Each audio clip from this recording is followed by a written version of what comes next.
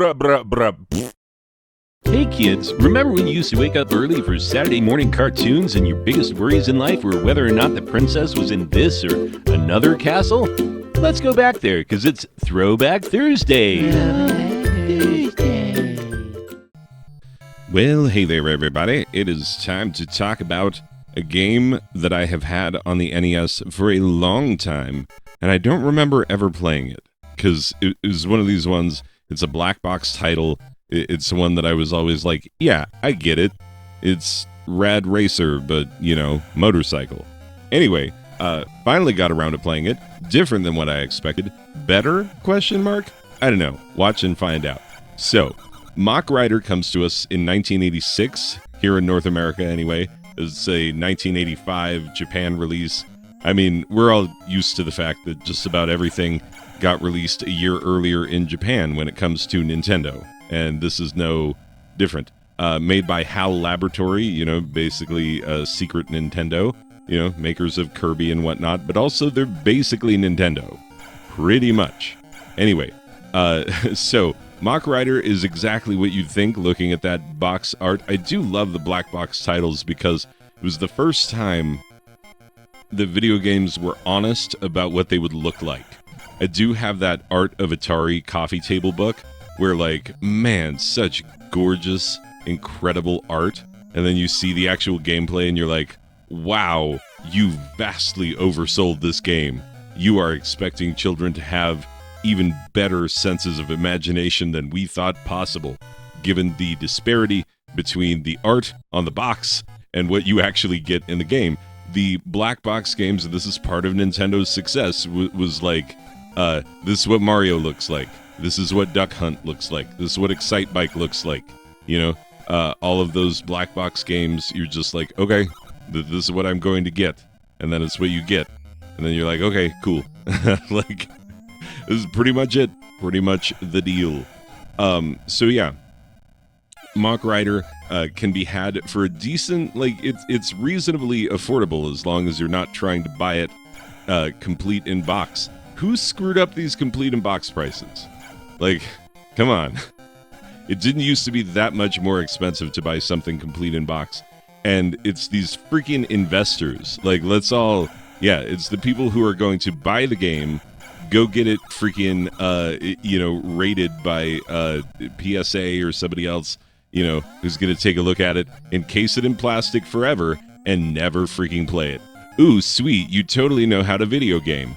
Anyway, yes, because we all know the best part of video game collecting is never playing the games that you have collected. Yes, indeed, the best part.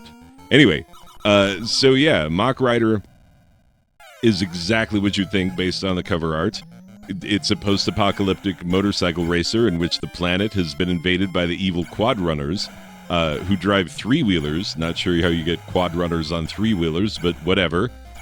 Back in the day, quads weren't really invented yet. We had three-wheelers, and they were wildly dangerous and would tip over constantly, killing many a young rider. In the age where lawn darts roamed the land.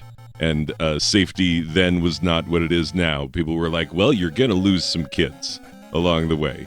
Some of these kids are not going to make it, was kind of the attitude. These days, it's like, we can't lose a single one.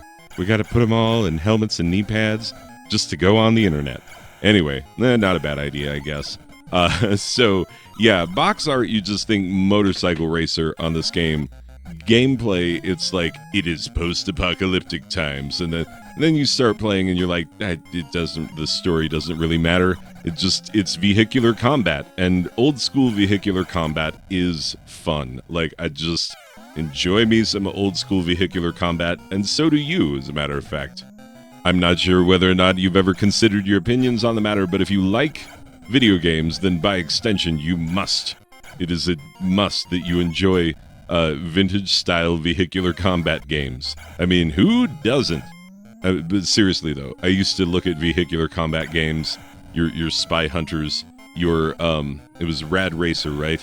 The one that, I'm trying to remember, because you had your, behind the car Ferrari hard driving, outrun type games, and then there was one that like you got weapons and you could shoot stuff, and I think that was Rad Racer, but I could be wrong. Anyway, regardless, vehicular combat was awesome back in the day. And the thing about it is those games were really simple. It's just drive and shoot. There you go. And Mach Rider is pretty simple once you figure out what the controls are, because they are not immediately apparent.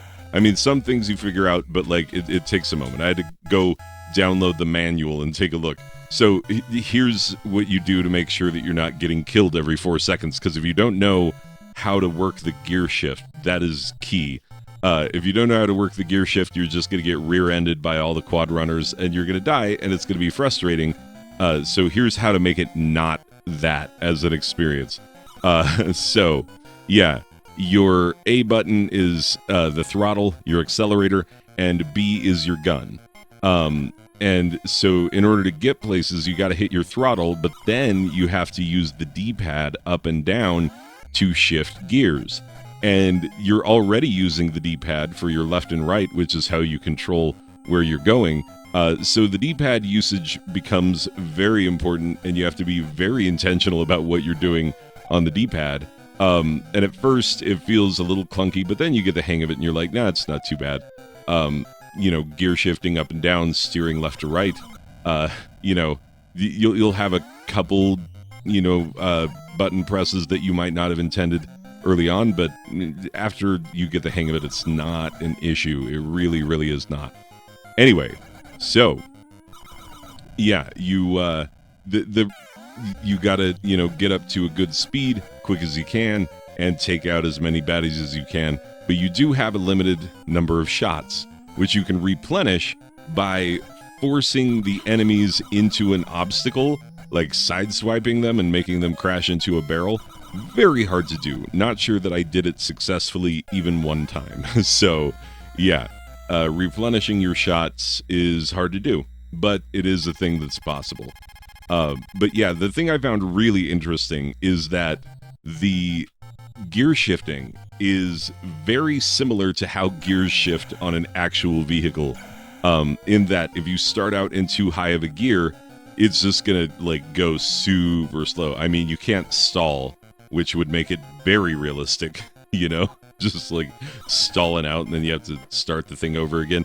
Those of you who have learned to drive gear shift, you know what I'm talking about. Like early on when you're learning to drive stick, you will stall out a few times before you get the feel of, exactly where the clutch point is, for you to match the clutch with the gas and give it the right amount of everything to take off just super smooth. Yeah, you get the hang of it eventually in a, stick shifty type vehicle.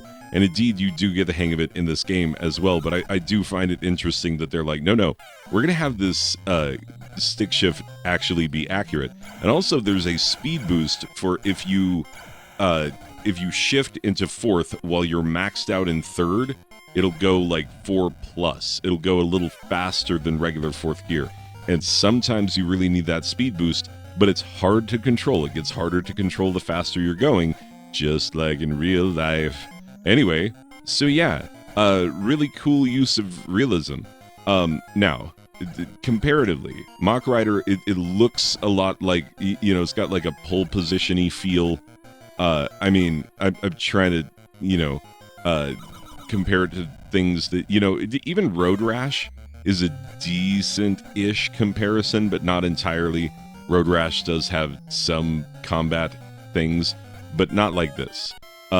So yeah, that type of steering, but with way more hazards, and then the combat feels very Spy Hunter. But Spy Hunter's top-down, this is not top-down. So comparisons maybe not as straightforward as you'd think. Because when you look at this game, you think, oh, I've definitely seen things like that. I definitely know what this is. But maybe not. It is kind of its own deal. There are multiple game modes that you can play. There's fighting, which is your standard game mode. You have a certain amount of energy, and you have to make it a certain number of kilometers with the energy that you have. And as you're making your way through the course, there are a lot of hazards and enemies, all of whom are trying to kill you. And every time you crash out, you lose some energy. and it's very important that you conserve your energy, and so not crashing and dying is very important. I mean, obviously. Endurance is, it just says go this far in this amount of time, and it doesn't matter how many times you crash. That's the mode I do the best on, because I do crash quite a bit. But you still have enemies, so there's that. It still feels fair. Because the next mode, solo, there are no enemies. It's just the obstacles, and it's decent for practicing and getting a feel for the tracks and whatnot, but not recommended for your maximum amount of fun. There's also a track designer, and granted, very much like Excitebike, it can't save the tracks, but it's kind of lame, honestly. The track designer, when I saw that it had one, I was like, oh, cool. And then you're just designing where the curves go and where the straightaways go in the track. You're not really designing like the level and where the obstacles are and stuff. And in Excitebike, you have jumps and cool stuff like that. So yeah, Excitebike's track designer is way better. And I mean, I like Excitebike better than I like this game, but that's neither here nor there. Excitebike is excellent, hard to beat. One of the greatest NES games for sure. And certainly, I mean, who among us does not like the soundtrack? That opening, whoop, whoop, whoop, whoop, whoa, like, so jaunty and fun. Excitebike, can't get enough. This is not quite as good. And that's unfortunate because, vehicular combat is awesome. And motorcycle and post-apocalyptic. How can it not be as fun? Well, it's not, but it's not lame. It's not bad. It's not terrible. It's just not quite as much fun as Excitebike, and them's just facts. I don't know that anybody's choosing this over Excitebike. I don't know why you would. That said, it is a worthy entry into the NES library. It is worth owning. You can have fun with it for sure. I had fun with it. Are there more fun games on the NES? Yeah, sure. But, it's fun to play different things on your NES, and I was pleasantly surprised by a lot of things with this game, that it defied my expectations, and that's why final score-wise, I'm giving it a 7.5 out of a possible 10 Lord Humongi. Because it wouldn't be Lord Humongous's, it's Lord Humongi. Pretty sure, when you have more than one Lord Humongous. Anyway, that's going to do it for this one, people. I will see you in the next one. Okay, bye.